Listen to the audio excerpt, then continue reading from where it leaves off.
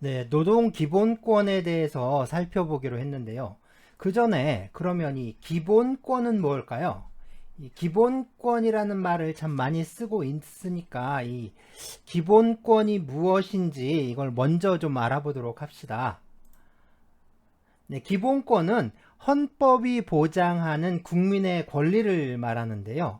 네, 우리 헌법 제2장이 국민의 권리와 의무에 관한 규정들을 담고 있습니다.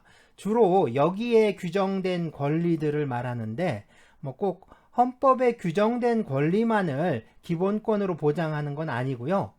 비록 이제 헌법에 규정되지는 않았더라도 이 현대 민주주의 사회에서 국가가 국민에게 보장하여야 할 권리라면 당연히 기본권이라고 할 수가 있겠죠. 노동헌법인데요. 이 노동헌법은 노동법의 법원이 되는 헌법 규정을 말합니다. 노동법에서 최상위법이라고 할 수가 있는데요. 네, 헌법 제32조와 제33조가 있습니다. 헌법 제32조는 노동의 권리에 대해서 규정하고 있고요.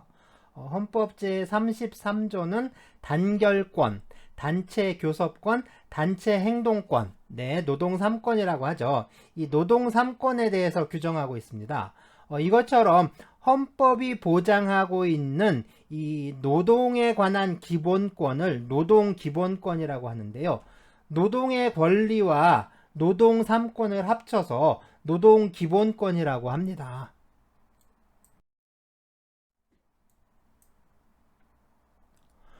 모든 국민은 노동의 권리를 가진다. 네, 헌법 제32조 제1항인데요. 헌법 제32조는 이거 외에도 고용 증진이나 적정 임금의 보장, 최저임금제의 시행, 그리고 인간의 존엄성을 보장하기 위하여 노동 조건의 기준을 법률로 정할 것, 여성과 청소년 노동의 보호와 차별 금지, 그 다음에 국가 유공자에 대한 우대, 이런 내용도 함께 규정하고 있습니다.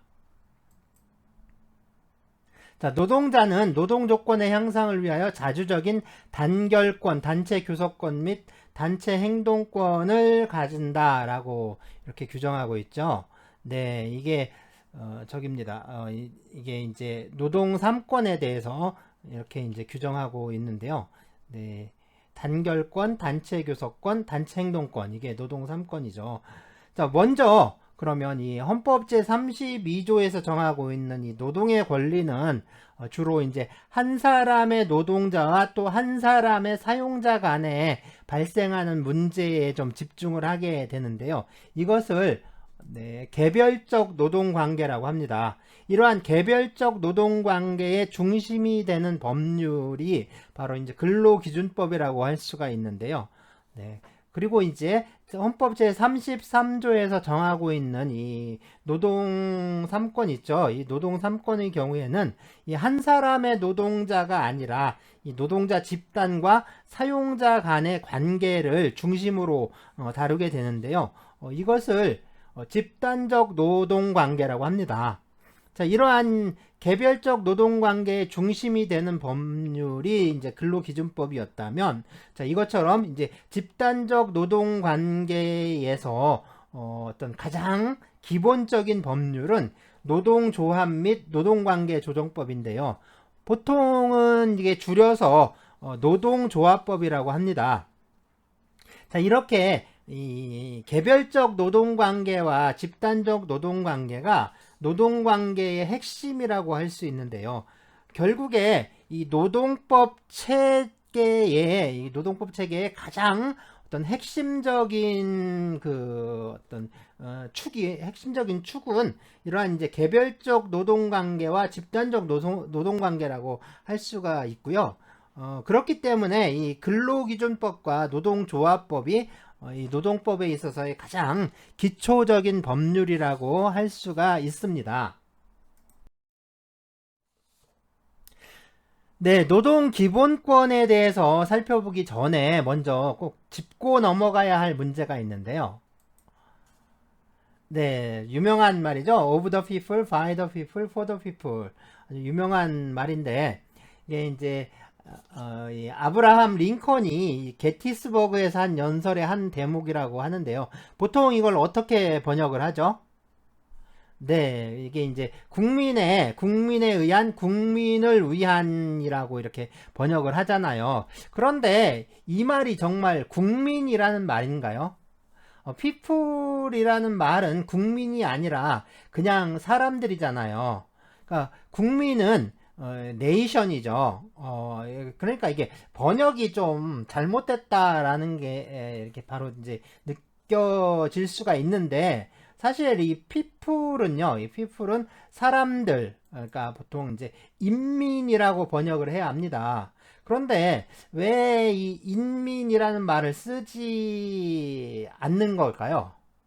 물론 다들 잘 아실 것 같은데 이게 그 인민이라는 말은 이북에서 그러니까 북한에서 쓰는 말이기 때문에 우리는 안 쓴다 뭐 이렇게 하는데 그러면 우리 이제 북한 사람들이 밥을 먹으면 우리는 밥을 먹지 말아야 하는 거잖아요. 그런 식이라면 사실 이 인민과 국민이라는 말 이건 굉장히 큰 차이가 있고 이걸 또 구별을 해서 써야 합니다.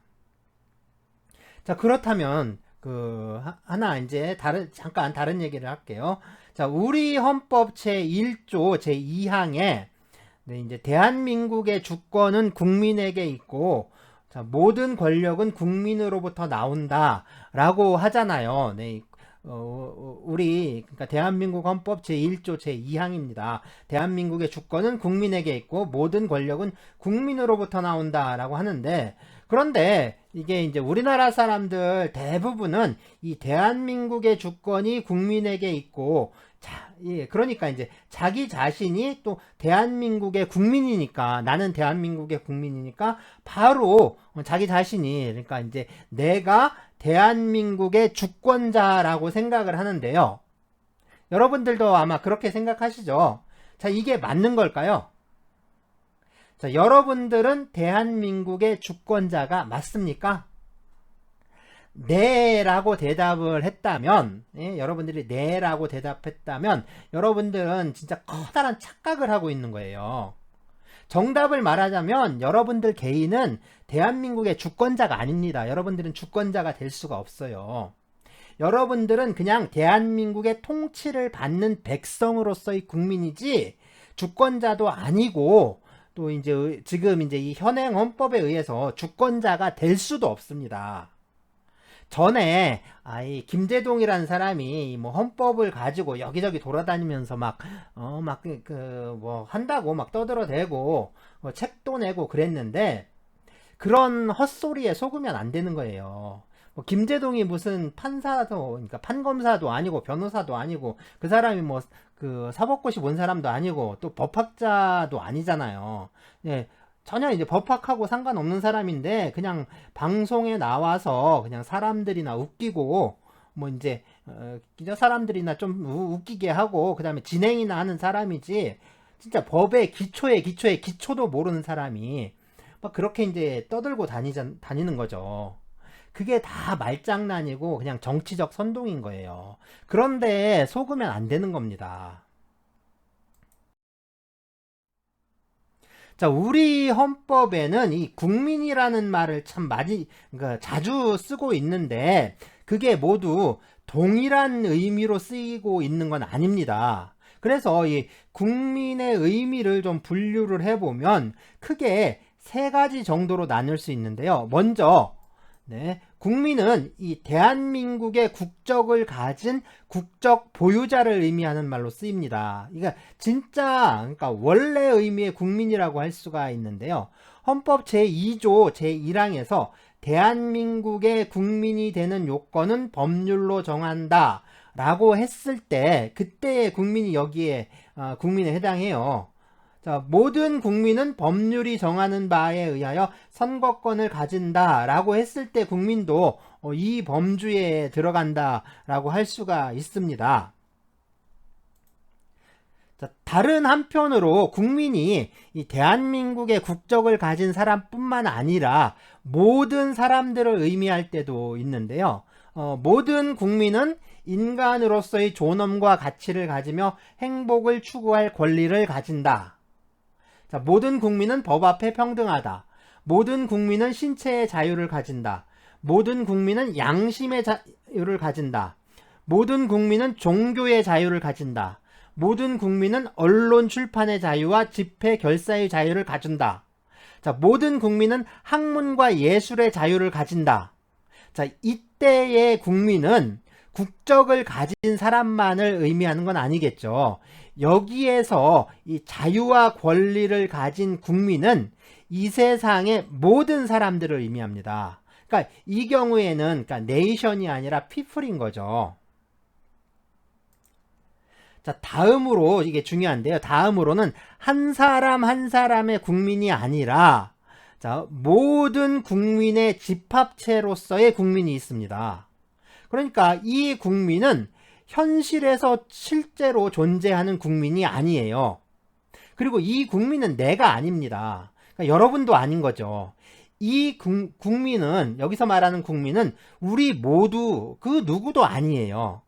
이 국민은 우리 모두가 모여있는 그 어떤 거, 그걸 말하는 거죠. 그러니까 우리는 아니지만, 나도 아니고 여러분도 아니고 뭐 우리는 아니지만 우리가 모여있는 그 어떤 것, 그러니까 헌법상으로 존재하는 그 어떤 것.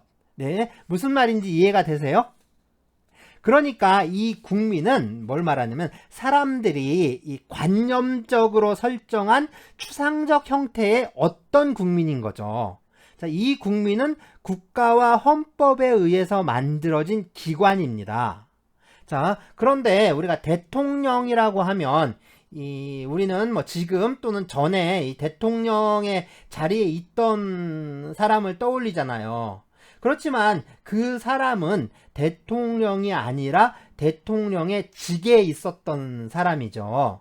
그러니까 대통령은 사람이 아니라 헌법과 법률에 의해 정해진 국가의 기관입니다.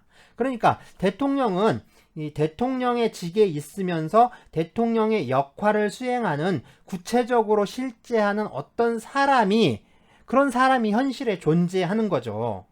자, 지금 우리가 말하는 국민 역시 이 대통령과 마찬가지로 헌법에 의해서 만들어진 헌법상의 기관이라는 겁니다.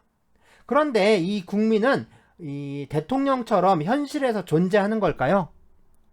네, 그렇지 않습니다. 현실에 존재할 수 없는 그냥 관념 속의 존재일 뿐이죠.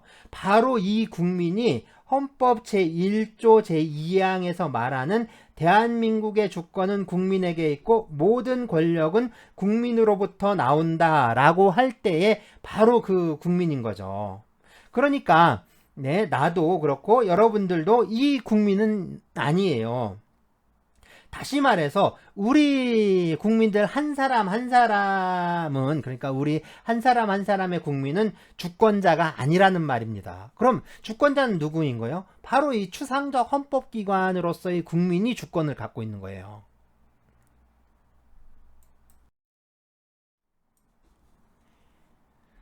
이 주권은 국가의 최종적이고 독립적인 최고의 권력을 말하는데요.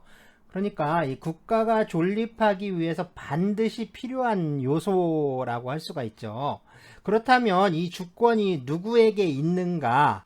그러니까 이제 주권자가 누구이냐 하는 문제가 생기는데요. 뭐 물론 이제 왕이나 뭐 군주와 같은 이 전 근대적인, 그러니까 뭐 왕권 신수설이니 이런 거 있었잖아요. 그런 전 근대적인 주권 개념은 빼고 이 현대 민주주의의 주권에 대해서 좀 살펴보도록 하죠. 자, 먼저 주권이 국민에게 있다는 국민 주권입니다. 여기서 국민은 그러니까 나치온, 즉 네이션을 말하는데 앞에서 설명한 것처럼 이게 개별적인 국민이 아니라 추상화된 헌법 기관을 말하는 거예요. 다음으로는 이 주권이 인민에게 있다는 인민 주권입니다. 여기서 인민은 이 people, 그러니까 people 또는 영어로는 people 이렇게 하는데요. 여기에서 인민은 그 국가에 실제하는 한 사람 한 사람의 국민을 말해요. 그러니까 우리 국민의 인구가, 그러니까 우리나라 인구가 5천만 명이 좀 넘죠. 그래서 5천만이라고 한다면 나는 이 5천만 분의 1이라는 그 주권을 갖고 있다라고 이렇게 할 수가 있습니다. 물론 이제 주권이라는 게 뭐 그렇게 이제 분할되는 권력은 아니고요. 자, 우리가 이 국민주권주의라고 말하는데 그럼 인민주권은 어디에 있을까요? 인민주권은 어느 나라일까요? 자, 북한의 이제 국가 명칭은 조선민주주의 인민공화국이잖아요. 그러니까 인민공화국이니까 인민주권을 따르고 있지 않을까? 뭐 이렇게 이제 생각을 할 수가 있습니다. 자, 그러고 보면 이제 또 이제 중국 같은 경우도 중화인민공화국이니까 역시 인민주권 국가 아니냐? 뭐 이제 이렇게 생각을 할 수가 있는데요. 아닙니다. 그러니까 아니에요. 인민주권은 이 인민주권이라는 것은 인민공화국하고는 아무 상관이 없어요. 마찬가지로 이거 인민주권은 인민민주주의와도 아무런 상관이 없습니다. 자, 어떤 차이가 있냐면 이 국민주권과 인민주권의 차이는 그런 거예요. 이 국민주권은 이 독일에서 나온 주권 형태이고요. 인민주권은 프랑스의 주권 형태입니다. 자, 그런 말들을 좀 많이 해요. 그래서 영국은 신민이고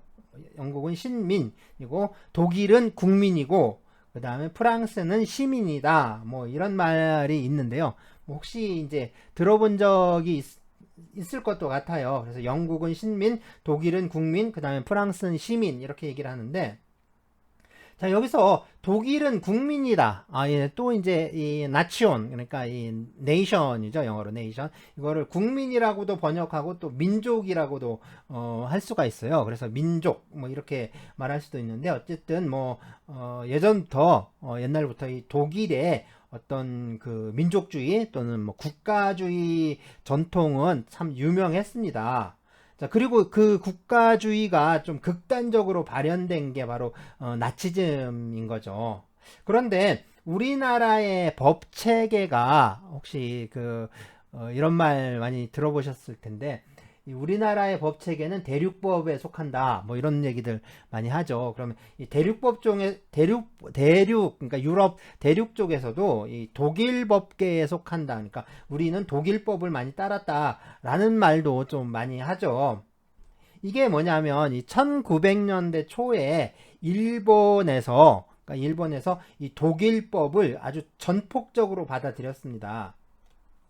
그런데 이러한 독일의 어떤 국가 중심적인 법과 제도, 다시 말해서 국가가 좀 우월한 위치에서 국민들을 지휘하고 명령하는 그런 억압적인 스타일의 법제도들이 이 식민지 강제 지배를 통해서 우리나라에 정착되게 된 거죠. 국민주권 역시 마찬가지인데요. 뭐 지금은 뭐 이제 좀 그래 이제 건전한 상식을 가진 뭐 법학자들이라든가 뭐 정치학자들, 그러니까 많은 학자들이 좀 그렇게 얘기를 해요. 국민주권이 아니라 이제 인민주권으로 바꿔야 한다라고 주장을 하고 있습니다. 그래서 이제 개헌을 해서 헌법을 개정할 때 국민주권주의에서 인민주권주의로 가야 한다. 뭐 이런 주장들을 좀 하고 있어요. 그러니까 다시 말해서 국민이라는 어떤 추상적 헌법기관이 주권을 갖는 형태가 아니라 우리 국민 한 사람 한 사람이 모두 실질적인 주권을 갖는 그런 주권자가 되어야 한다. 그런 주장인 거죠. 그런데 이런 주장에 반대하는 사람들이 또 있어요. 근데 이런 주장에 반대하는 사람들은 이런 주장을 하면, 그러니까 인민주권을 해야, 국민주권주의에서 인민주권으로 좀 개헌을 해야 한다, 뭐 이렇게 주장을 하잖아요. 그럼 이 사람들을 뭐라고 하냐면, 빨갱이라고 합니다. 그러니까 인민민주주의 정권을 수립해서 북한 공산당에게 나라를 넘겨주려 한다. 뭐 이렇게 이제 악선동을 좀 하고 있는 거죠. 자, 다시 말하지만 인민주권이라는 거는 이 인민공화국이나 인민민주주의와는 아무런 상관이 없습니다. 그러니까 인터넷에 이렇게 떠도는 말들 있죠. 그 다음에 뭐 인터넷 지식백과 같은 것도 마찬가지인데요. 이런 것들이 어떤 전문적인 법학자들의 분석이 아니라 그냥 이 사람 저 사람 아무 사람들이나 그냥 마구잡이로 막 끄적여 놓으니까, 그러니까 김재동 같은 사람이 헌법책 쓰고 그러니까 이게 참 뭐야, 이게 진짜 전혀, 그러니까 얼토당토 않은 말들을 하는 게 너무 많아요. 자, 다시 말하지만 대한민국의 주권은 국민에게 있고 할 때 이 국민은 우리들 한 사람 한 사람의 국민을 말하는 게 아니라 헌법이 좀 추상적으로 설정한 헌법 기관으로서의 국민을 말하는 겁니다. 네, 이거 꼭 기억을 해 두세요. 자, 이제 인민에 대해서 좀 알아볼 건데요. 인민. 네, 인민을 번역하면 이게 이제 people입니다. 그러니까 people이란 말을 번역하면서 이제 인민이란 말을 쓰게 된 건데, 그런데 이 인민이라는 말은요. 이게 그 신조어가 아니에요. 그러니까 people을 번역을 하면서 새롭게 만들어진 그런 신조어가 아닙니다. 그러니까 새로 만들어진 말이 아니라 이 서양 말이 소개되기 오래 전부터, 그러니까 몇천 년 동안 우리가 쓰던 말이에요. 그러니까 인민이라는 말에 비하면 이 국민이란 말 있죠. 국민이란 말은 잘해야 한 100년쯤밖에 안 돼요. 그러니까 조선시대까지만 하더라도 우리가 국민이란 말을 안 썼어요. 국민은 이 서양 말인 이 네이션 있죠. 네이션이 들어오면서 이게 새로 만들어진 말입니다. 그러니까 네이션을 번역하면서 만들어진 그 새로운 용어고요. 그러니까 근데 이제 지금 같은 경우는 그렇죠. 우리는 국민이란 말을 아주 자연스럽게 쓰는데요. 그래서 우리 헌법 전문에도 이제 유구한 역사와 전통에 빛나는 우리 대한국민은 이렇게 이제 시작하고 있어요. 그런데 한 100년 전, 뭐 한 100여 년 전만 이렇게 쭉 올라가면 국민이라고 안 했습니다. 그럼 뭐라고 했을까요?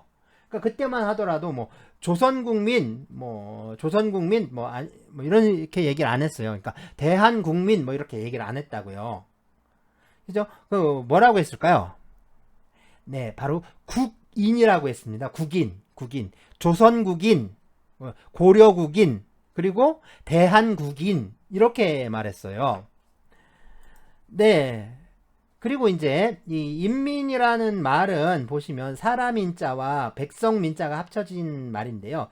자, 이 인민이란 말은 아주 오래전부터 썼다라고 했잖아요. 그런데 이 인민이란 말은 그게 처음에 사용될 때는 지금과 같은 의미는 아니었습니다. 지금과는 좀 다른 말을 이렇게 썼는데요.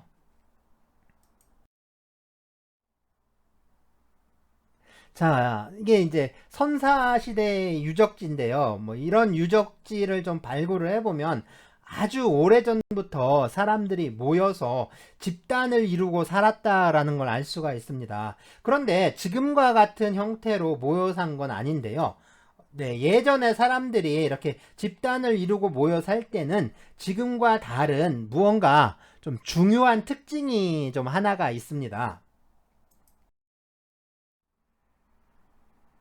네, 이건 읍성인데요. 아마 나간읍성일 겁니다.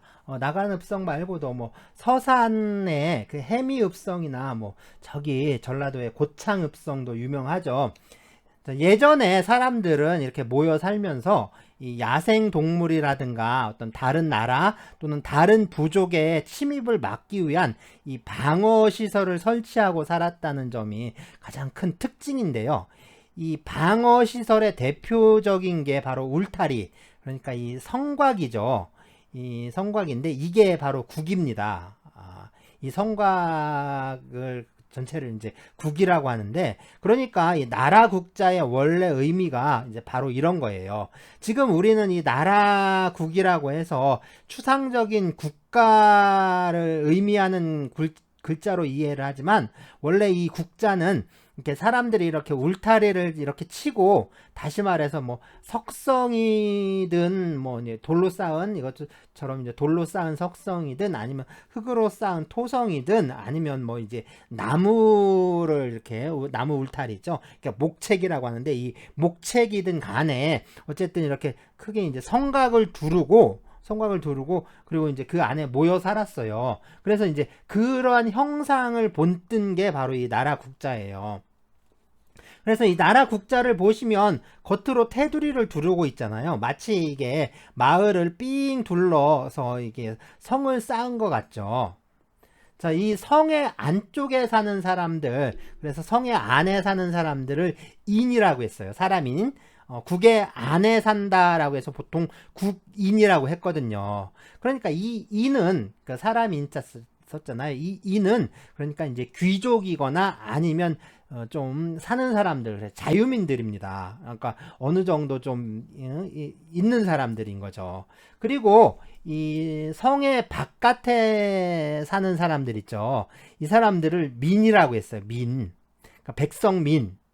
자, 이 사람들은 그러니까 실제로 사람이 아니라 그러니까 사람 취급을 못 받던 천민들입니다. 그리고 이 인과 그죠? 인과 그 성 안에 사는 인과 성 밖에 사는 민을 합친 게 바로 인민이에요.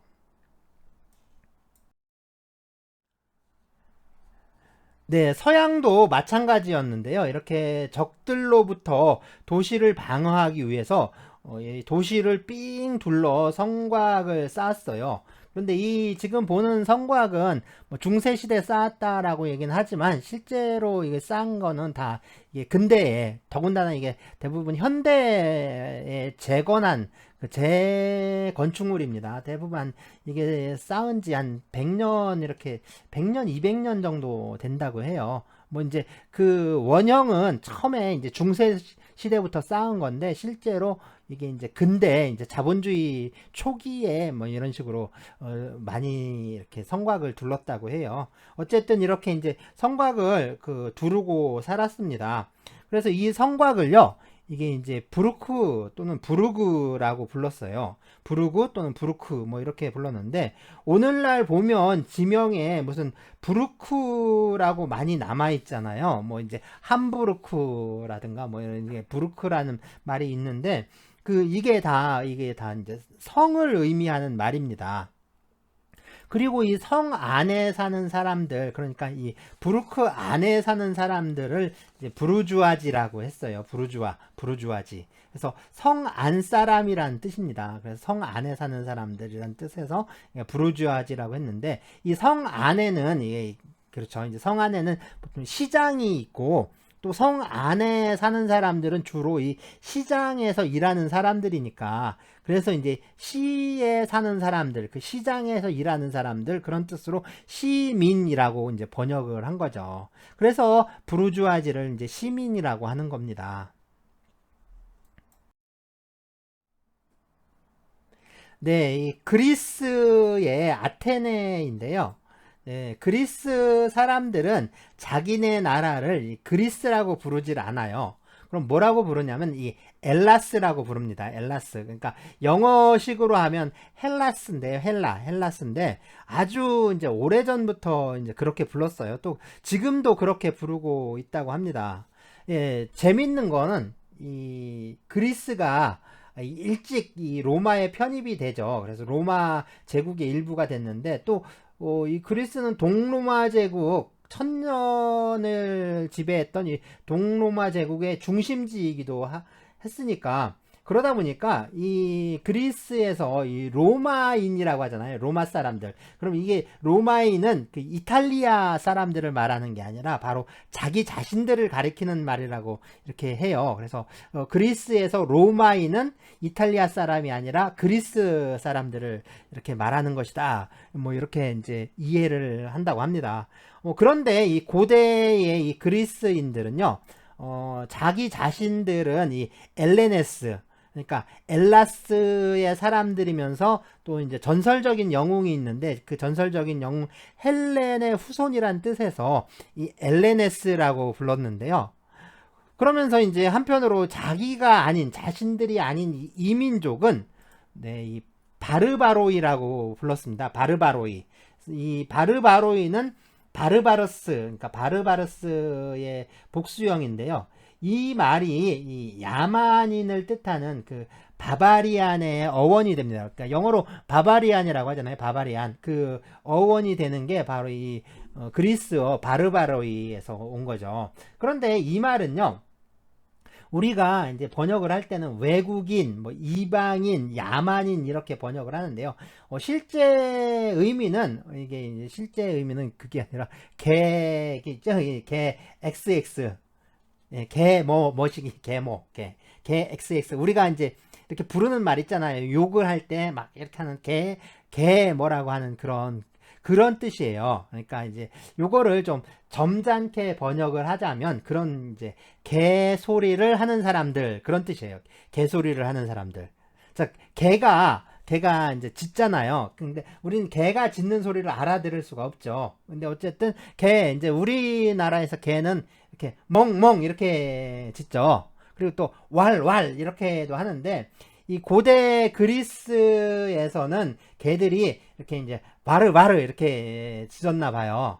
그래서 이제 바르발 발발 이렇게 비슷한가요? 바르발. 그러니까 이게 이제 우리말에 또 발발이라는 개를 또 발발이라고도 많이 하죠. 발발이 이렇게 있기도 한데 어쨌든 이게 그래요. 이제 개 짖는 소리예요. 개 짖는 소리 발발 바르발 바르발 이렇게 개 짖는 소리인데 이 개 짖는 소리는 우리가 무슨 뜻인지 알아들을 수가 없잖아요. 그러니까 마찬가지로 우리가 모르는 외국어를 옆에서 자꾸 떠들어대면 우리가 못 알아들으니까 그냥 개 짖는 소리하고 똑같죠. 그래서 개 짖는 소리를 하는 사람, 개 짖는 소리, 이제 그러니까 개처럼 짖어대는 사람 그런 뜻으로 이제 바르바르스라고 하고 그런 민족들이 또 하나가 아니잖아요. 뭐 여러 이민족들이 있으니까 그 복수형으로 그러니까 바르바로이라고 했다는 거예요.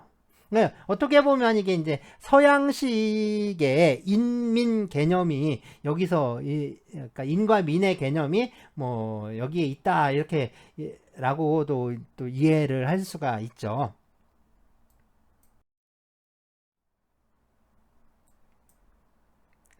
자, 민의 어원 있죠. 이 민이라는 글자의 어원을 좀 살펴보면 이 글자의 원래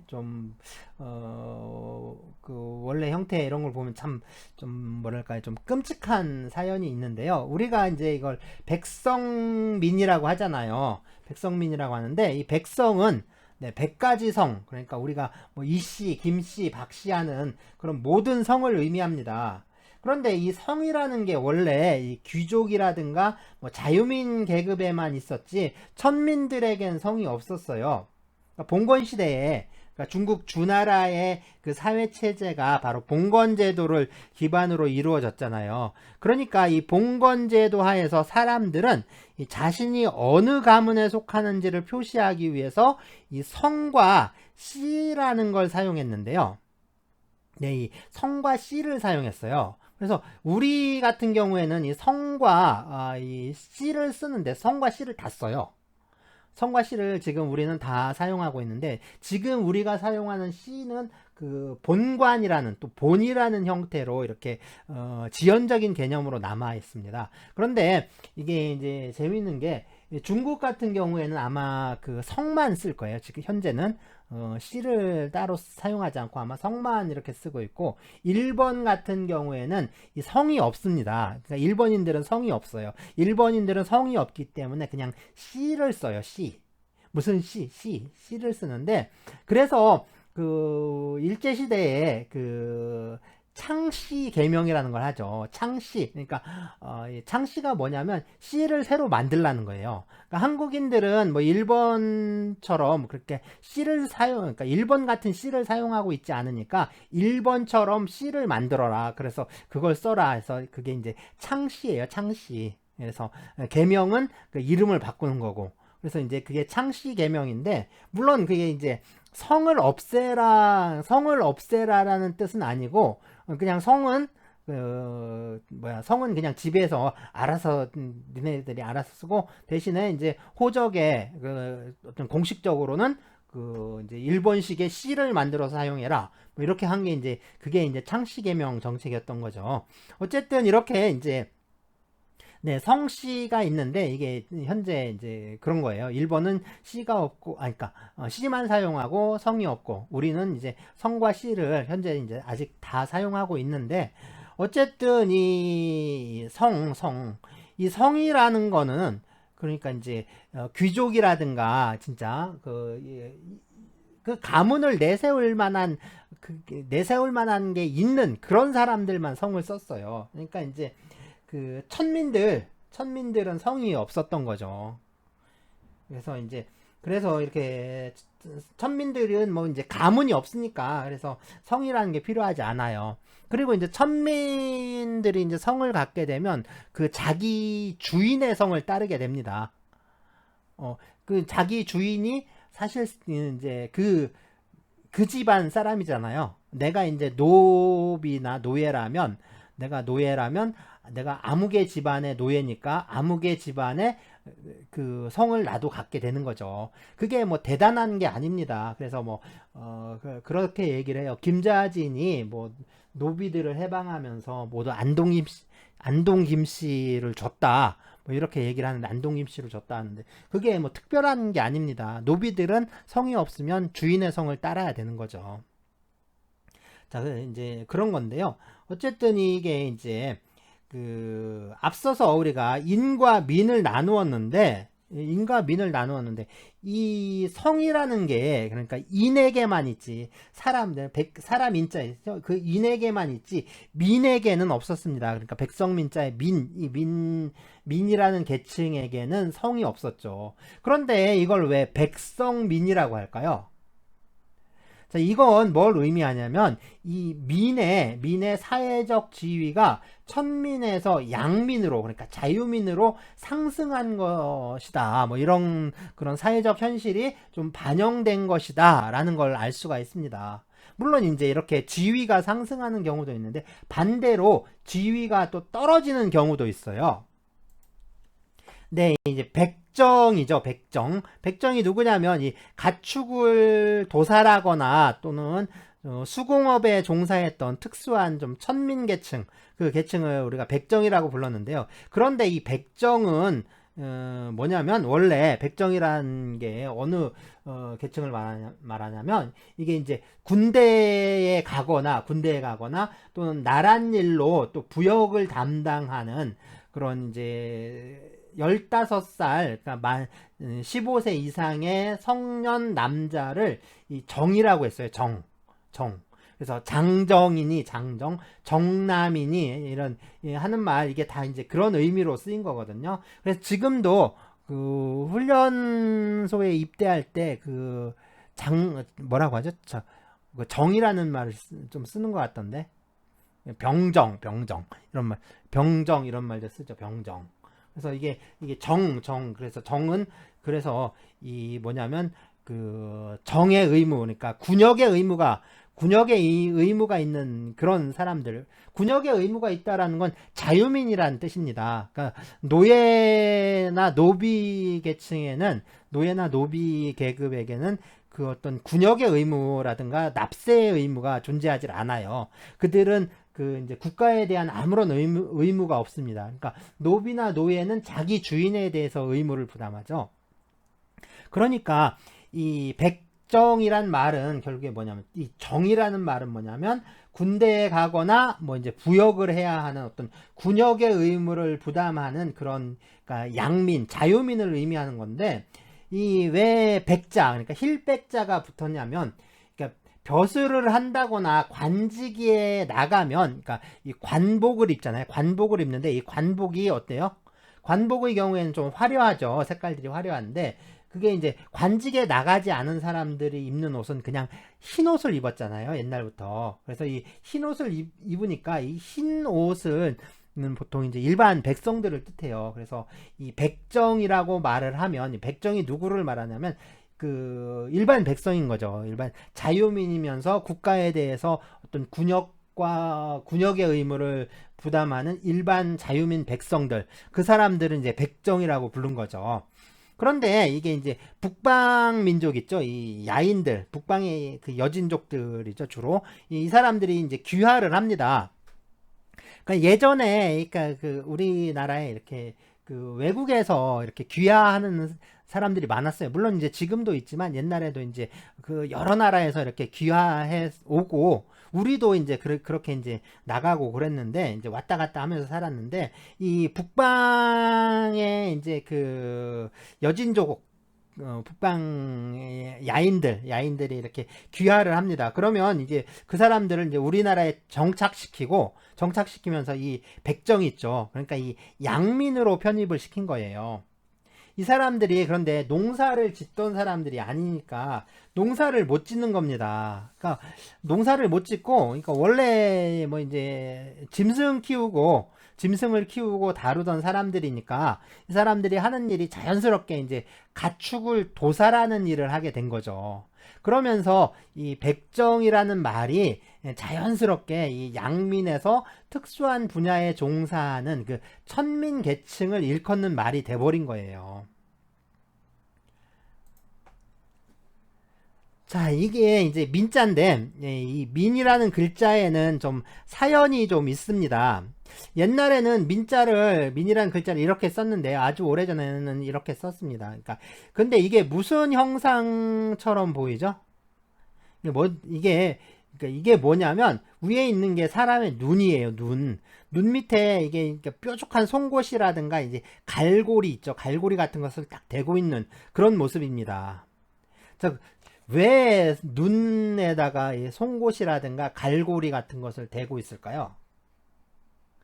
예, 이게 뭐냐면 그 송곳이나 갈고리로 그 사람의 눈을 이렇게 뽑아 버리는 거예요. 그러니까 한쪽 눈을 빼버리는 겁니다. 그러니까 이게 생각만 해도 좀 잔인하고 끔찍하죠. 자, 그런데 이게 왜 멀쩡한 사람 눈을 뽑았을까요? 이게 참 그래요. 이 고대 사회라든가 또 원시 사회는 우리가 좀 생각했던 것보다 아주 훨씬 그 다이나믹합니다. 아주 다이나믹한데요.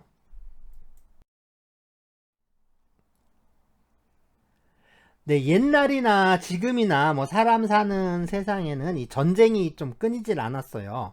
그래서 사람이 뭐 짐승들보다 더 진화했다느니 뭐 사람이 만물의 영장이니 그런 말들 하는데 사실 어떻게 보면 그냥 자화자찬인 거죠. 이게 자화자찬에 불과한 것인지도 몰라요. 그냥 낯뜨거운 공치사라고 할 수가 있죠. 이렇게 이제 같은 종을 대규모로 사육하는 그런 종은 지구상에 거의 없죠. 세상에 사람 말고는 그 자기와 같은 종을 이렇게 대량 학살하는 그런 생물이 있을까 싶어요. 물론 이제 그 같은 종을 그 죽이거나 이제 상해를 입히는 살상하는 동물들은 많습니다, 사실. 그래서 이제 그 개도 새끼가 태어났는데 이게 새끼가 너무 많잖아요. 많으면 그 다 못 키우면 그 몇 마리를 죽여요. 그리고 이제 다른 새끼들 있죠. 내 새끼가 아니라 걔가 다른 새끼들은 보이는 대로 잡아 죽입니다. 왜냐하면 그게 이제 먹이 경쟁에서 걔네가 이제 먹이를 뺏어가니까 나한테 오는 먹이가 줄어들기 때문에 이렇게 이제 도태시키는 의미에서 이렇게 살상을 해요. 근데 그거는 이제 대부분의 생물들이 그런데 그리고 이제 뭐 사자나 맹수들 같은 경우에도 그렇죠. 그래서 이제 자기 새끼가 아니면 싹 죽여버리고 막 그렇게 하는데요. 어쨌든 그게 아니라 아주 대규모로 그것도 이제 도구를 사용해서 막 대규모로 집단적으로 그렇게 사육을 하는 그런 생물체는 사람 말고는 없잖아요. 그렇죠? 자, 이게 이제 선비사라는 글자죠. 선비사자인데 우리가 이제 선비라고 하면 그냥 보통 이제 상투 틀고 막 이제 책 읽고 과거 보고 이제 학문하는 그런 사람들로 생각을 하는데 예, 이 선비사는요. 그러니까 선비라는 계급은 원래 이제 그런 사람들이 아니에요. 원래는 뭐였냐면 이렇게 전쟁을 하는 사람들 있죠. 이 전쟁을 하는 사람들을 가리키는 말이 바로 이 선비 또 이 사예요. 사. 그래서 우리말은 그 원래 이제 고유한 우리말은 션이에요. 션. 션이라고 하면 이 전사를 의미하는 거죠. 그러니까 전사, 그러니까 선비, 뭐 사, 뭐 얘기하는데 이 선비 사자를 보시면 이 글자가 뭐처럼 생겼나요? 이 글자는 이 도끼를 상영한 글자입니다. 그래서 도끼를 들고 전쟁을 하던 사람들을 의미하는 거예요. 그래서 이제 선비사고요. 우리말은 이게 션이라고 한다고 했잖아요. 션. 이 션이라는 말에서 선비, 선배, 뭐 선생 뭐 이런 말들이 나왔다라고 또 이해를 하는데요. 어쨌든 그거 말고 이제 우리가 많이 쓰는 그 사나이라는 말 있죠. 사나이, 사나이. 예, 사내 사나이도 역시 이 션이라는 말에서 나온 거예요. 그러니까 모두 전사라는 뜻에서 전쟁에 참가해서 그 전쟁을 수행하는 그 전사라는 의미에서 나온 말이라는 거죠. 자, 전쟁이 일어나면 이 전쟁에 진 나라 사람들은 그 이긴 나라의 포로가 되죠. 그러니까 시대를 올라갈수록 이 전쟁의 목적은 이 땅보다는 이 사람들이었습니다. 그러니까 땅은 넓은데 이 사람은 귀했기 때문이거든요. 그래서 이 약탈과 이 전쟁은 좀 달라요. 이 약탈이라는 게 있고 전쟁이라는 게 있는데 이건 좀 다릅니다. 약탈은 뭐냐면 이 수확물을 그러니까 그 농사지면 그 농사지어서 수확을 하면 그 수확물 있죠. 그 농작물, 그거를 빼앗아 오기 위한 목적으로 하는 게 약탈이에요. 근데 전쟁은 그게 아니라 이 사람들을 잡아오기 위해서 하는 게 이 전쟁입니다. 그래서 이게, 전쟁이에요. 네, 또 이제 범죄자들인데, 범죄자들. 이 죄를 저지른 사람들하고, 뭐 이제 그 가족이나 또 그 가문의 사람들까지 이렇게 형벌이 가해졌는데, 여기 이제 칼을 쓰고 있는 이 죄수들 있죠. 조선시대 말의 죄수들인데, 이 죄수들은, 그러니까 감옥에 갇혀 있는 죄수들 있죠. 이 사람들은 아직 재판이 끝나지 않은 그런 미결수들입니다. 그래서 이제 형벌이 집행되기를 기다리는 그런 이제 아직 이제 형벌을 받지 않은 사람들, 그런 사람들도 있어요. 그래서 재판을 기다리거나 형벌을 기다리는 사람들인데, 이 대부분 이제 형벌 집행을 기다리는 사람들은 이제 그 죄수들은 이제 사형수들이죠. 이 사형수들. 예전에는 지금처럼, 그러니까 지금은 이제 징역을 사는데, 지금은 징역 살죠. 그런데 예전에는 이 징역이라는 형벌이 없었습니다. 이 징역이라는 형벌은요, 이게 근대에 들어와서, 그러니까 자본주의의 산물이거든요. 자, 예전의 형벌은 그냥 죽이거나 또는 뭐 귀양을 보내거나 했죠. 그리고 이제 또 이제 하나가 또 더 있는데요. 뭐냐면요. 전쟁에서 포로로 잡혀오거나 또 범죄자로 유죄 판결을 받으면 뭐이 사람들은 그러니까 노예가 됩니다. 그리고 하나 더 있는데요. 바로 뭐냐면 빌린 그러니까 돈을 빌렸다가 그걸 갚지 못했을 때 그러면 이 채무자는 이 채권자의 노예가 되기도 하고요. 또 이제 이렇게 이제 사람을 파는 경우에 팔린 사람은 또 노예가 됩니다. 이 남녀라는 말이 있죠. 우리 남자, 여자, 남녀라고 하는데, 예, 이 원래 남녀라는 말 할 때 우리가 여라고 하니까 이 여라는 글자 있죠. 여라는 글자는 이 여성을 가리키는 말인데요. 이 남이라는 글자, 이 남자를 의미하는 이 남이라는 글자는 원래 이 남자를 의미하는 말이 아니었어요. 이 남이라는 글자는 남자가 아니라 이 노예 계급을 의미하는 말입니다. 그러니까 남이라는 글자를 잘 보면 이 밭에 이제 힘역자를 쓰고 있잖아요. 그래서 밭에 나가서 힘을 써서 노동을 해야 하는 계급을 의미하는 거죠. 그럼 밭에 가서 일해야 하는 게 누구겠습니까? 그게 바로 이제 노예 계급이었던 거죠. 그래서 원래 그러니까 남성을 모두 다 아울러 가지고, 그러니까 남자들을 다 통칭하는 그런 말은 없었어요.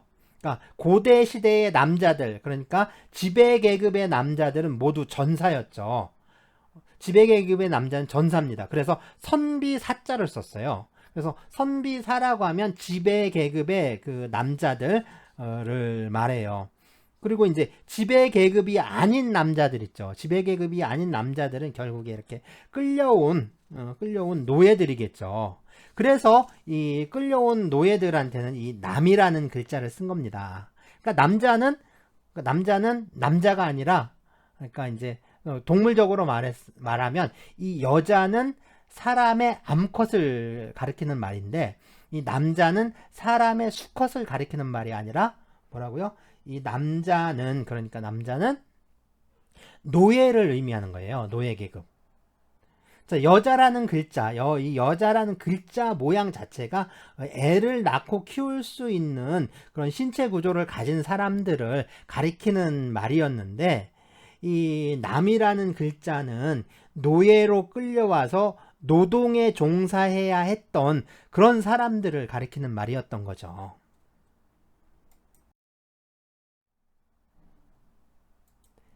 네, 이건 이 자매문기라는 건데요. 그러니까 뭐냐면 일종의 이제 계약서예요. 근데 자기 자신이나 또는 식구들 또는 이제 어떤 자식들을 좀 판다라고 하는 그 일종의 인신매매 계약서라고 할 수가 있습니다. 자, 요즘 우리는 이 계약을 할 때 이 계약서에 서명을 하고 또 날인, 네, 이제 도장을 찍거나 또는 사인을 하는데요. 예전에는 이 글을 아는 사람들은 이 수결이라고 지금의 좀 사인 비슷한 거를 했어요. 네, 그리고 이 여성들, 그러니까 부인들이라고 했죠. 이 부인들도 이 경제 활동을 했다, 경제 활동을 아주 활발하게 했다라고 얘기를 전에 했었는데, 그러니까 이 사대부가의 이제 부녀자들 있죠. 부녀자들은 주로 이 도장을 사용했습니다. 이 도장을 사용했어요. 그러니까 이 사대부들, 그러니까 있는 집 그 남자들은 수결이라고 사인을 하고, 이 부인들은 보통 이제 도장을 많이 사용했고요. 이 사대부가도 아니고 또 글도 모르는 사람들 있죠. 이제 글을 모르는 사람들은 요즘은 이 지장이라고 이 엄지손가락에 인주를 묻혀가지고 이렇게 찍는 방법을 많이 쓰는데, 예전에는 여기 보이는 것처럼 그림처럼 이렇게 손을 그렸어요. 그러니까 이게 뭐냐면 손을 대고, 그 손을 종이에 대고 그 붓으로 그 바깥에 그 저기를 그리는 거죠. 자, 그게 이제 이런 식으로 이제 계약을 했는데, 이 자매문기라는 게 지금도 아주 많이 남아 있는데요. 이게 보면 한 4~5살쯤 될까요? 정말 자그마한 아이의 이렇게 손이 그려진 문서들도 참 많습니다. 이게 참 슬픈 일이죠. 네, 참 슬픈 일입니다. 이 저기도 보시면, 네, 6살, 3살 뭐 이렇게 해서 좀 팔고 있어요. 6살짜리, 3살짜리 이렇게 이제, 네, 그래서 노비가 되는 그런 이제 문서입니다. 참 슬픈 일이죠. 그런데 이 노예를 부리면서 노예주들이 걱정해야 하는 일들이 있는데요. 바로 이 노예들의 반란입니다. 이 로마 검투사 노예들이 일으켰던 반란, 이 반란의 지도자였던 이 스파르타쿠스의 이름을 붙여서 보통 이제 스파르타쿠스의 난이라고 하는데요. 이 3년에 걸쳐 가지고 3년 동안 아주 로마 제국을 혼란에 빠뜨렸습니다. 우리나라도 이 노예 반란하면 고려 무신정권 시기에 뭐 만적의 난을 떠올리죠.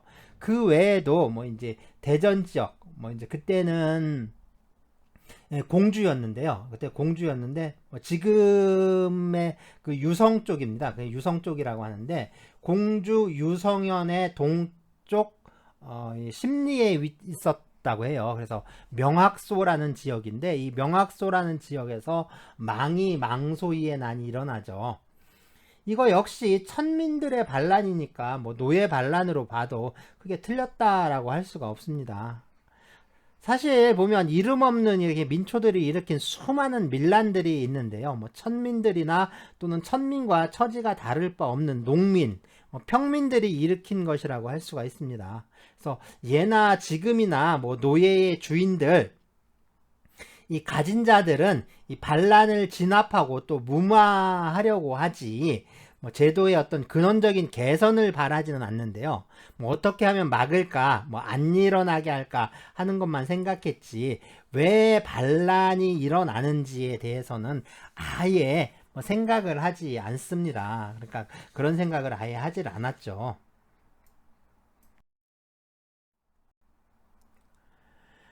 네, 고대 사회에서 특히 이 전쟁 노예들의 경우에는 이 노예로 끌려오기 전까지 이 사람들은 모두 전사였거든요. 그 당시 전사 계급은 뭐 지금의 군인들하고는 좀 다릅니다. 우리 군인들하고는 달라요. 군인이긴 하지만 어떻게 보면 이 군인보다는 무사에 가깝죠. 그러니까 지금의 군인들처럼 그러니까 사병이 아닙니다. 이 사람들은 모두 귀족이거나 또는 자유민, 그리고 자유민 중에서도 이 상층에 속하는 사람들이었고요. 이 전문적인 훈련을 거친 사람들이었죠. 그러니까 지금 군대로 치자면 이 사관이나 부사관에 속하는 사람들입니다. 거의 이제 사관이죠. 사관급 장교들입니다. 그러니까 지금으로 치면 잘 훈련된 그 특전사 장교들이라고 할 수가 있는 거죠. 그런데 이 사람들이 그 반란을 일으키면 이제 걷잡을 수 없게 된다라는 거죠. 자, 로마에서 이 검투사 노예들이 반란을 일으켜서 로마 제국을 공포로 몰아넣었던 거. 그러니까 로마도 그러니까 갖고 있는 모든 전력을 다 기울여서 겨우 3년 만에 반란을 진압할 수가 있었습니다. 그러니까 이 적국의 포로들이 반란을 일으켰다. 그러면은 잘못하면 나라가 망할 수도 있는 사태인 거죠. 자, 그런 일이 이 역사에 한두 번 있었던 게 아니니까요. 그러니까 노예의 노동력을 이용하면서도 이 반란을 좀 효과적으로 제압할 수 있는 그런 어떤 방법이 필요한 겁니다. 그러니까 시키는 일은 잘 하는데, 그러니까 대들지는 못하게 하는 그런 어떤 방법이 있어야 되는 거죠.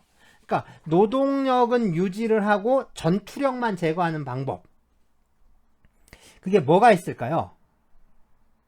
자, 옛날에 그러니까 사람의 신체를 훼손하는 형벌들이 좀 많이 있었는데요. 그래서 이제 발 뒤꿈치를 베는 그런 형벌, 그걸 월형이라고 합니다. 월형이라고 하는데요. 근육과 인대가 손상이 되니까 이제 걸을 수도 없게 되죠. 그 다음에 이 남성의 그 생식기를 제거하는 형벌도 있습니다. 궁형인데 사기를 저술한 이 태사공 사마천이 받았던 형벌이죠. 이것처럼 사람의 한쪽 눈을 제거하는 형벌도 있는데요. 그렇다면 왜 이 한쪽 눈을 뽑는 걸까요? 한쪽 눈을 제거하는 이유가 무엇인지, 그게 이제 이 문제의 핵심인 거죠.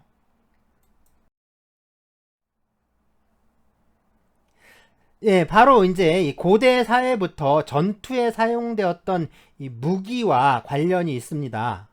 자, 이 사람들은요, 기병이죠. 기병들인데, 긴 창을 들거나 또는 뭐 이제, 관우처럼 청룡 언얼도를 뭐 휘두르기도 하고, 뭐 칼을 뽑아들고 싸우죠.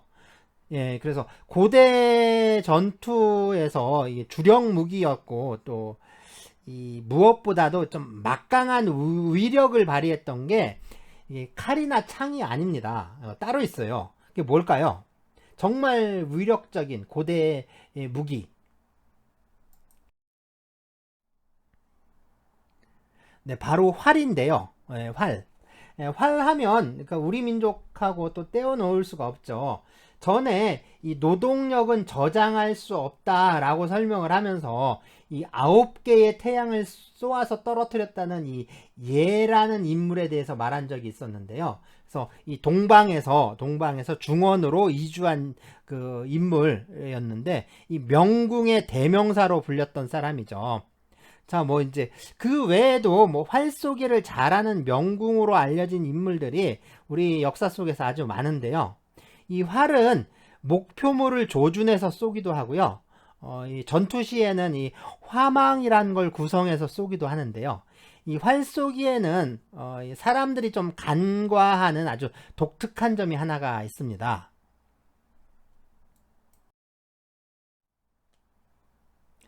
네, 이건 총쏘기, 그러니까 이제 사격하는 장면인데요. 권총 사격이죠. 네, 김장미 선수인데, 잘 보시면 왼쪽 눈을 가리고 있습니다. 그래서 보통 이 사격할 때는 이렇게 왼쪽 눈을 감고 오른쪽 눈으로 조준을 하게 되는데요. 어, 저 같은 경우에는 이 왼쪽 눈을 감으면 오른쪽 눈이 잘 보이질 않아요. 그래서 이 사격할 때마다 이 표적지가 거의 보이질 않아 가지고 고생을 좀 많이 했는데요.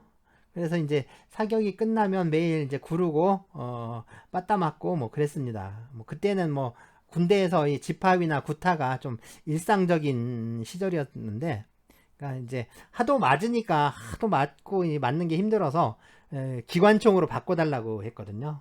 지금은 아마 다른 걸 쓸 텐데 그때는 이 M60이란 걸 썼어요. 뭐 이제 그 람보라고 알라나 모르겠는데, 이 람보가 들고 있는 총이 그 M60 기관총인데 이 M60을 썼습니다. 좀 무겁죠. 한 12kg 조금 안 돼요. 12kg쯤 된다 이렇게 생각하면 됩니다. 그런데 이 60이 참 좋은 게, 이게 오른쪽 눈으로 조준을 해도 되고 왼쪽 눈으로 조준해도 된다는 거예요. 그러니까 이 사격이 너무 잘 되는 거죠. 그래서 기관총을 너무 잘 쏴서, 그러니까 너무 잘 쏘니까 이게 그 맞지도 않고 얼차려도 안 받고, 예. 그리고 이제 잘 쏘니까 이 포상휴가 더 많이 받고, 그래서 참 편했는데, 물론 이제 무겁기는 해요. 예, 상당히 무거워요. 이거 들고 그 수색 나가고 그래야 돼요. 그랬는데 어쨌든 이게 이제 사격을 하려면 이렇게 한쪽 눈을 감고 해야 합니다. 그런데 자 보세요. 예, 기보배 선수인데 이렇게 활을 쏠 때는 눈을 감으면 안 됩니다. 활은 한쪽 눈을 감고 조준하는 게 아니라 이렇게 두 눈을 다 뜨고 조준을 해야 돼요. 그래야지 이게 조준이 됩니다. 이게 이제 활의 특성이 그건데요. 그러니까 이제 이렇게 쏘면 안 된다는 거죠. 이렇게 쏘면 안 되는 건데, 이게 뭐냐면 이 좀 오래된 사진이긴 한데, 이 아이돌들이 나와서 체육 대회를 하면서 활 쏘는 장면입니다. 대부분 근데 사람들이 보면 처음에 활을 잡으면 이렇게 관역을 겨누면서 한쪽 눈을 감아요. 한쪽 눈을 감는데 이렇게 하면 조준이 안 돼요. 활은 이 조준 사격을 하려면 두 눈을 모두 다 뜨고 조준을 해야 합니다.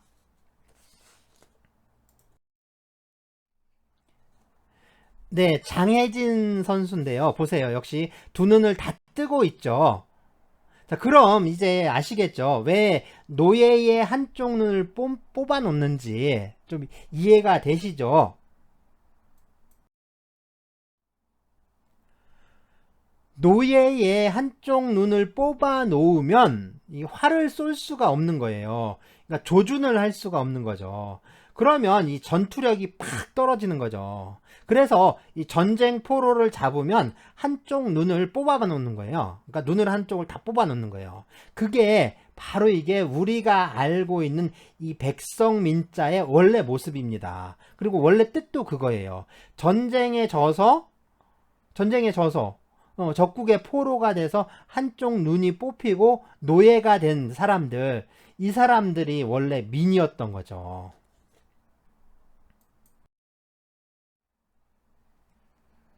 좀 너무 이게 잔인하다라는 생각도 들죠. 그런데 이게 우리가 이제 중국에서 보면 이 진시황이 그 나머지 여섯 나라를 통합하기 전에, 그러니까 진시황이 중국을 통일했다. 그래서 뭐 육국을 병합했다라고 하는데, 그 전에 이 진나라와 그 옆에 조나라가 전쟁을 벌였는데요. 이 진나라에서 이 전쟁에 패한 이 조나라 군사 40만 명을, 예? 4만 명도 아니고 40만 명을 생매장 해버리는 사건이 벌어집니다. 자, 이 전쟁이 바로 장평대전인데요. 이게 이제 진시황이 다른 나라들을 통합하긴 했는데 이게 오래가지 못한 이유가 어쩌면 이렇게 이제 너무 큰 피를 보고 사람들에게 이렇게 너무 큰 죄를 지었기 때문일지도 모릅니다. 전쟁이란 게 참 참혹하죠. 그래서 많은 사람들이 네, 죽어가는데요. 이 이제 전국 시대, 그러니까 중국에도 전국 시대가 있고 일본에도 전국 시대가 있었죠. 이 전쟁이 일상이 되어버린 시대라는 뜻인데 원래 이 전쟁은 그러니까 전사계급, 그러니까 우리가 그러니까 보통 사라고 불렀던 이게 선비사자 할 때 그 사 말하는 거죠. 그 이 사계급이 원래 이제 전사계급인데 이게 이제 전쟁을 계속 하다 보니까 계속 이제 전쟁에 나가면 죽는 거죠. 그러니까 이 전쟁을 오래 하다 보니까 이 사계급이 몰락을 하게 된 겁니다. 그래서 인과 민을 나누었을 때 이 인을 국인이라고도 부른다고 했었죠. 이 국인이 바로 이 그러니까 선비들이고 또 전사들입니다. 그런데 전쟁을 좀 오래 하다 보면 이 사람들만 갖고는 전쟁을 치를 수가 없게 되죠. 많이 죽기도 하지만 이 전쟁을 계속할수록 이 전쟁의 규모가 커지는 겁니다. 그러니까 이제 사람으로 취급하지도 않았던 천민 계급을 그러니까 이제 민을 동원하기 시작하는 거예요. 이 민을 전쟁에 동원하다 보니까 이 전쟁을 수행하게 되니까 그에 걸맞는 대우도 또 해줘야 하잖아요. 그러니까 사회적 지위를 좀 높여줄 수밖에 없는 거죠. 또 전쟁의 양상이라는 것도 이제 노동력 확보에서 영토 확장으로 변해가는 것도 이 민의 지위를 좀 상승시키는데 한몫을 했습니다. 자, 이제 다시 말해서 이제 평소에는 농사를 지으면서 전쟁이 발생하면 이제 징집이 돼서 병사로 복무하는 그런 시스템으로 이제 국가 체제가 변환하기 시작한 거예요. 민은 이제 노예라든가 천민에서 자연스럽게 이 자영 농민으로 이제 계급이 변해가는 거죠. 그렇게 이제 바뀌어가는 겁니다.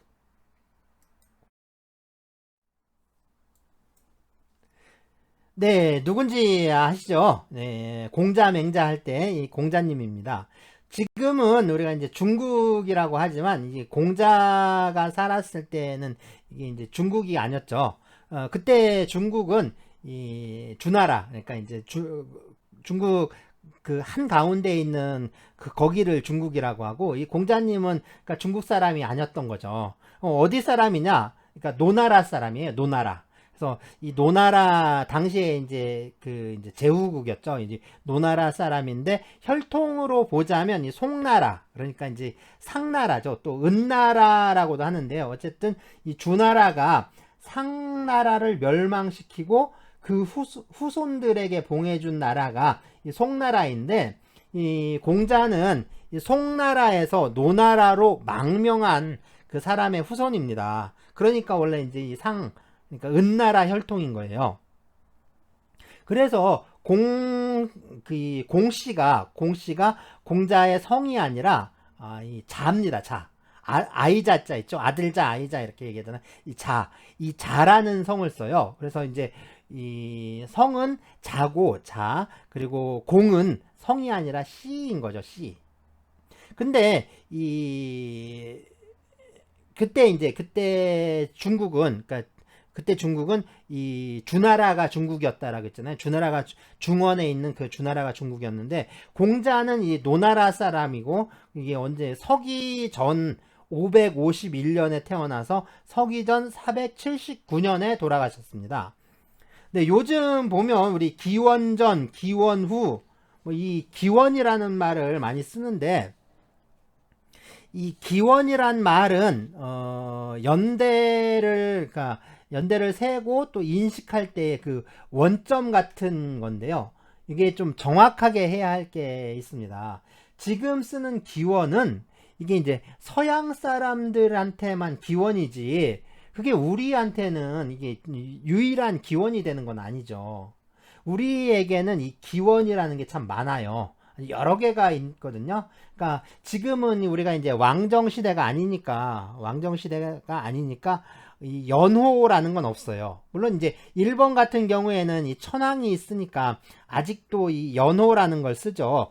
그래서 뭐 메이지니 뭐 다이쇼니 뭐 쇼와 뭐 헤이세이 그리고 지금 뭐죠? 지금이 아마 레이와인가요? 레이와? 뭐 이렇게 어쨌든 뭐 이런 식으로 쓰는데 이 동양에서 이 왕정 국가에서는 이 연호라는 걸 썼어요. 연호라는 걸 썼는데 지금 우리는 뭐 이제 왕국이 아니라 공화국이니까 이런 건 안 쓰죠. 그래서 우리는 연호를 안 쓰죠. 근데 이제 연호는 안 쓰지만 뭐 이제 다른 기원으로 하는 게 뭐 단군 기원도 있고요. 단군 기원도 있고 예전에는 이 대한민국 기원도 있었어요. 그래서 민국 몇 년 뭐 이런 식으로. 그래서 이 우리 이제 민국 기원할 때는 1919년을 기준으로 해요. 1919년이 1년입니다. 왜냐하면 임시정부 수립하면서 민국 기원을 썼어요. 그래서 민국 몇 년 뭐 이런 식으로 했었는데 어쨌든 그래요. 이거 말고도 또 이제 육식갑자가 있죠. 갑자을축하는 그것도 이제 우리가 많이 쓰고 있습니다. 그런데 이 단군기원은 우리가 단기라고 하죠. 단군기원은 단기라고 하는데 그러면 서양 사람들이 쓰는 기원은 이상하게 이건 서기라고 안 하고 기원이라고 불러요. 참 희한한 거예요. 법률 용어로도 분명히 이게 서기가 서력기원을 줄여서 서기가 정확한 용어입니다. 정확한 개념이고 정확한 용어인데 이 서기라는 말을 안 쓰고 다 기원이라고 씁니다. 기원. 그러니까 기원이 아니라 서기인데 그래서 또 기원전이 아니라 서기전이라고 해야 되는데 좀 이상하게 서기라는 말을 안 쓰고 계속 기원이라는 말을 쓰고 있어요. 그래서 이 우리나라 사람들 보면 이 아주 특히 그렇죠. 이게 일본이라고 하면 아주 눈에 쌍심지를 켜고 이제 그 일본 못 이겨서 안달을 하면서도 그렇죠. 그냥 외놈들한테 나라를 빼앗긴 게 진짜 두고두고 아주 분통을 터트리면서 그러면서도 보면 자기 주체성을 허무는 짓은 또 아주 그렇게 이제 당당하게 해버립니다. 그러니까 지금 있는 나라는 제대로 못 지키고 뭐 나라의 정신이니 뼈대니 이런 건 야금야금 다 갉아 처먹으면서 그런 이제 그렇게 하면서도 이제 부끄러운 걸 모르는 거예요. 이게 서력기원이라고 불러야 맞는 거고 그리고 그걸 줄여서 서기라고 줄여 불러야 하는데 그게 아니라 그냥 기원이라고 하잖아요. 이건 상당히 부끄러운 겁니다. 나라를 잃게 되는 게 우리가 나라를 잃었던 게 이완용이 같은 그런 을사오적 매국노가 나라를 팔아먹어서 우리가 나라를 잃은 게 아니에요. 사람들이 자기의 주체성을 망각하니까 나라를 잃어버리는 겁니다. 뭐 꼭 한복 입고 우리나라 그 폐쇄적으로 이제 문 꼭꼭 걸어 잠그고 그렇게 살아야 물론 주체성이 생기는 게 아니에요. 중요한 건 나를 잊지 않는 거, 그래서 나의 중심을 잃지 않는 거, 그게 있어야 한다라는 거죠. 우리의 중심은 서력기원이 아니죠. 이건 뭐 단군기원이나 대한민국 기원이나 육십갑자 같은 것들이 오히려 더 우리의 중심에 가까운 거죠. 우리 전통 문화였고 우리의 중심이었고. 그런데 뭐 그게 아니라 이제 그거는 쓱 빼버리고 그냥 뭐 이상한 그죠? 서양 사람들 쓰는 거 갖다 딱 우리 것처럼 이렇게 해버리면 그게 저기죠. 분명하게 이제 기원전, 뭐 기원 후, 뭐 이렇게 하면 안 되고 분명하게 서기 전, 뭐 서기 후, 서기 이렇게 해야 합니다. 그 전에는 그랬어요. 한 30년 전까지만 하더라도 기원이란 말 안 썼어요. 다 서기라는 말 썼죠. 그래서 서기 2000년 뭐 이런 식으로 얘기했어요. 그리고 서기전 2333년 이렇게 얘기를 했죠. 자, 다음으로 이분요. 이분 네, 공자님도 나왔으니까 이제 맹자님도 나와야겠죠. 네, 맹자입니다. 서기전 372년에 태어나서 서기전 289년에 돌아가셨다라고 하는데 이 태어난 연도나 뭐 돌아가신 연도나 다 정확한 연도는 아니고요. 그냥 추정입니다. 그래서 이 추정을 할 때는 물음표를 붙여놓죠. 이 추정의 의미입니다. 자, 공자가 살았던 시대에는 춘추 시대고요. 맹자가 살았던 시대는 전국 시대였어요. 그래서 이 공자의 어록, 그러니까 이제 말씀이죠. 이 공자님 말씀을 모아놓은 게 이 논어라는 책이고요. 맹자의 말과 사상을 정리해 놓은 게 이 맹자라는 책입니다. 그러니까 논어라는 책은 춘추 시대의 사회상이 담겨 있겠고 이 맹자라는 책은 이 전국 시대의 사회상을 담고 있겠죠. 그래서 논어에는 이 민에 대한 기록이 좀 거의 안 나와요. 그러니까 찾아보기가 어렵습니다. 뭐 인 있죠, 인이라든가, 그러니까 네, 사람인이죠. 그러니까 국인이니, 뭐 소인이니, 또 군자, 사, 그래서 선비사합니다. 자, 이 사, 뭐 이런 글자라든가 또 그런 개념들은 나오는데 이 백성민자는 거의 안 나와요. 그러니까 논어에는 거의 안 나와요. 그런데 이 맹자를 보면, 맹자라는 책을 보면 이젠 사람인보다 백성민이 훨씬 많이 나옵니다. 거의 대부분 백성민자를 써서 표현을 하고 있는데요. 이걸 통해서 이 민이라고 하는 이 계급의 사회적 지위가 춘추 시대에는 이게 역사의 포커스에서 좀 밀려나 있었던 거죠. 그러니까 이제 바깥에, 그러니까 완전 야만인처럼 천민처럼 해서, 그러니까 아예 그러니까 역사에서 관심을 갖지 않았었는데 이게 그러다가 이 맹자가 살았던 이 전국 시대에서는 이 민이라는 계층이 중심으로 올라온 거라고 할 수가 있습니다. 자, 우리가 우리나라 사람이나 뭐 외국 사람들을 다 합치고 또 이제 문명인이나 뭐 저기 원시림 속에 뭐 원시인이나 아니면 뭐 야만인이나 뭐 다 우리가 사람이라고 부르잖아요. 네, 그리고 이제 이 사람 뭐 종 또 사람 속이라고 하는데 이 사람의 어떤 과학적 자연과학적 이 속명이 아마 호모 또는 이제 호모스라고 하는데요. 호모스 뭐 이것처럼 사람의 형상을 하고 있는 사람들을 전에는 이제 호모스를 뭐라고 했냐면 인민이라고 했는데 이때 인과 민은 좀 분명하게 구분을 했던 거죠. 그러니까 이 오래전에는 인과 민을 분명하게 구분을 했어요. 그러다가 이 사회가 변화하면서 이 민의 정치적 또 경제적 사회적 위상이 높아지니까 이제 인과 민의 차이가 없어지면서 하나의 명사로 굳어져서 그냥 인민이라는 말이 만들어진 것이라고 할 수가 있습니다. 그냥 이제 신분의 구별 없이 이제 사람들을 뜻하는 말이죠. 그래서 이게 영어로 하면 people인 거죠. 그런데 왜 우리는 이 인민이란 말을 안 쓰느냐 하는 겁니다. 네, 그 이유라는 게 무지 웃겨요. 이건 웃긴 거지 뭐 이거. 인민은 북한에서 쓰는 말이기 때문이라는 겁니다. 그러면 이 북한 사람들은 또 끼니마다 밥을 먹으니까 북한 사람들이 그럼 밥 먹으니까 우리는 밥을 먹으면 안 되는 건가요? 북한 사람들은 밥을 먹으니까 그럼 우리는 밥을 먹지 말아야 되는 거잖아요. 그렇죠? 이게 뭐 어린이집 다니는 뭐 유치원도 아니고 저 꼬맹이들 한 4살 5살 먹은 그런 꼬맹이들도 아니고 진짜 왜 이렇게 유치한 짓을 해야 되는지 모르겠습니다. 오히려 이 좋은 말 있죠. 이 좋은 말은 더 많이 써서 우리 것으로 해야 하는데 이게 무슨 사촌이 땅을 사서 배 아프다 뭐 이런 식으로 그냥 저쪽에서 쓰면 우리는 그럼 안 써. 니네가 하면 우리는 안 해. 이게 참 삐치는 것도 이 정도면 거의 정신병자 수준인 거죠. 네, 보세요. 이게 이제 조선민주주의 인민공화국. 이게 이제 북한의 국호, 그러니까 나라 이름인데요.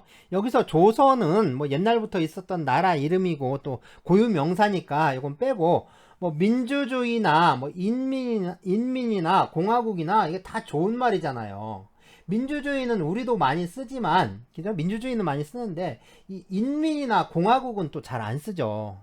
만약에 우리가 좀 민주적이지 않다면 우리는 민주주의라는 말도 사용하지 못했을 수도 있어요. 어쨌든 이 민주주의라는 말은 지금 우리가 이제 많이 쓰고 됐지만 이 인민이나 공화국이라는 말은 참 좀 껄끄럽죠. 그런데 우리 남한도 공화국입니다. 그런데 공화국이란 말을 잘 안 써요. 인민이란 말은 더 안 쓰죠. 이거 더 안 쓰고 있는 거예요. 그러니까 북한에서 쓰는 말이라고 우리가 안 쓰면 결국에 그 말은 북한 말이 돼버리는 거죠.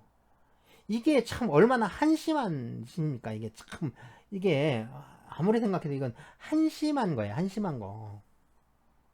자, 그러면 자, 여기서 출석 인증 과제입니다. 네. 북한에서 쓰기 때문에 이 우리는 사용하지 않는 말들이 좀 많은데요. 자, 그런 말 중에는 이 아름답고 참 좋은 말들도 많아요. 그럼 뭐가 있을까요? 자, 그런 말들 생각나는 거 한두 개씩 좀 적어주면 좋을 것 같습니다. 그래서 그런 말들 북한에서 쓰니까 우리는 안 쓰고 있는 정말 좋은 말, 이런 말은 다시 쓰는 게 좋다 하는 그런 말들 몇 개씩 좀 적어주시기 바랍니다. 물론 말의 뜻도 이렇게 같이 적어주면 좋겠죠. 이게 무슨 뜻인지 이런 거요. 그래서 한번 찾아보시고 적어주시기 바랍니다. 네, 다음 수업은요, 이 노동 3권의 첫 번째죠. 네, 단결권입니다.